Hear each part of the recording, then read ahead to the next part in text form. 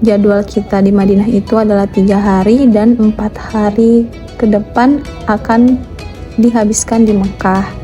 Jadi untuk jadwal hari ketiga itu kita ada jadwal ziarah ke tempat-tempat bersejarah di Madinah, dan kita habiskan untuk mencoba juga bakso onta.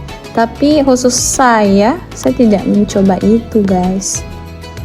Kita masih menikmati hari-hari terakhir di Madinah, sholat di Masjid Nabawi. Ini habis sholat subuh, mana ada ramai kayak gini guys. Di rumah, di kampung, Masya Allah, sholat subuh saja sudah ramai kayak gini.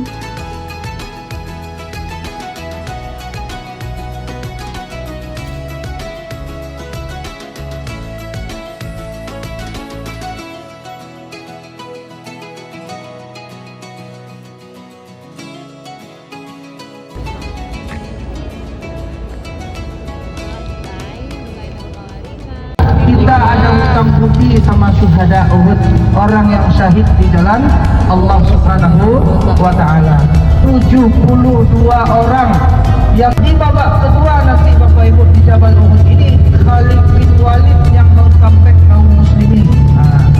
Bagi ibu-ibu tidak paham bola, habis ini nontonlah bola biar connect kita ya. Bapak Ibu yang dimuliakan Allah, singkat cerita, perang Uhud ini ialah perang yang didasari keinginan balas dendam yang diinisiasi oleh paman Nabi sendiri yang bernama Abu Sufyan. Kenapa? Karena Abu Sufyan ini Bapak Ibu didesak terus sama istri tercintanya yang bernama Hindun.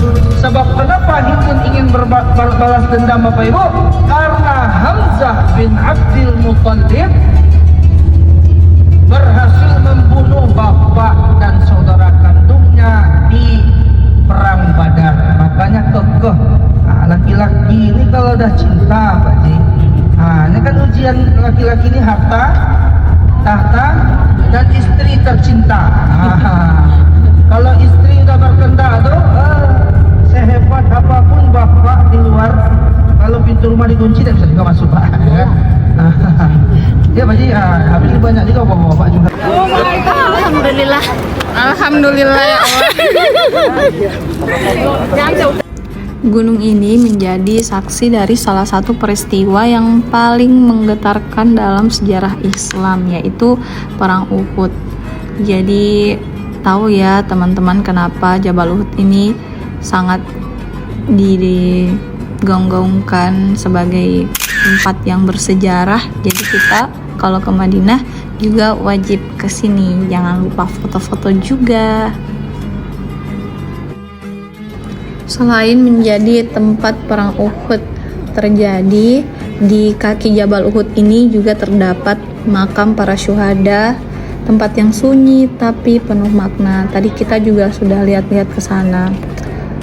Rasulullah SAW juga pernah bersabda bahwa Uhud adalah gunung yang mencintai kita dan kita pun mencintainya.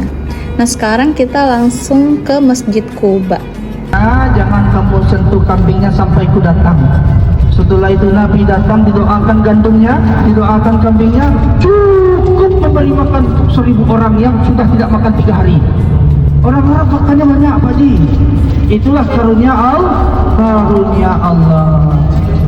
Nih Bapak Ibu, sebelah kiri kita Masjid Quba. Pernah dengar sholawat begini Bapak Ibu? Wala'an min thani. Kalau misalnya teman-teman belum tahu kenapa Masjid Quba ini begitu spesial, karena Masjid Quba ini adalah masjid pertama yang dibangun dalam sejarah Islam. Ini bermula saat Rasulullah SAW melakukan hijrah Nabi Muhammad dari Mekah ke Madinah dan kemudian melihat daerah Quba. Dan bukan beristirahat hal yang paling pertama dilakukan, tapi membangun masjid. Masya Allah, tabarakallah. Kita juga mampir ke apa ya sebutannya, pasar mungkin ya, pasar oleh-oleh atau mungkin toko, tapi ini kayak banyak penjual, bukan hanya satu. Jadi kita bebas milih, bebas nyoba, terserah teman-teman mau coba di mana, dan mereka selalu juga bilang halal. Jadi silahkan mencoba pilihan terbaik mana yang akan kalian beli, silahkan. Namun hal yang paling wajib kalian beli adalah kurma ajwa atau kurma nabi.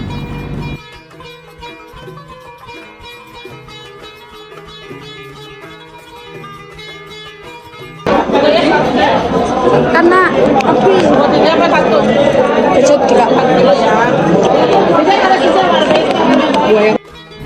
Nah, di sini kita coba bakso unta, tapi saya pribadi tidak mau mencobanya, jadi saya hanya mencoba jus buah delima. Dan pas ngobrol ternyata yang jual adalah orang Indonesia, guys. Dia dari Bandung kalau tidak salah. Bandung apa Bogor? Entahlah. Asistennya pun orang Indonesia sama. Untuk review jus delima ini rasanya adalah kecut ya guys, tapi ya lumayan segar lah untuk menemani kita bersiarah kota Madinah. Karena jadwal umrah kita adalah 3 hari dulu di Madinah, kemudian 4 hari di Mekah, jadi kota Madinah ini seperti kota untuk persiapan hati, persiapkan tujuan kita umroh apa, semakin mencoba untuk kembali menilai diri kita ini apa sebenarnya tujuannya. Bahkan sampai ke tujuan hidup juga kayaknya dipikirkan deh kalau di Madinah.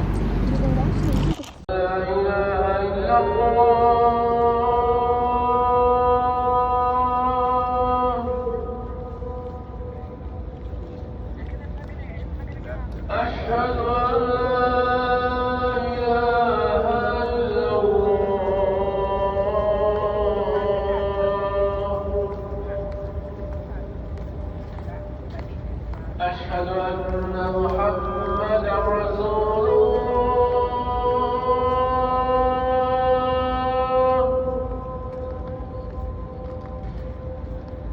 أشهد أن محمدا رسول الله.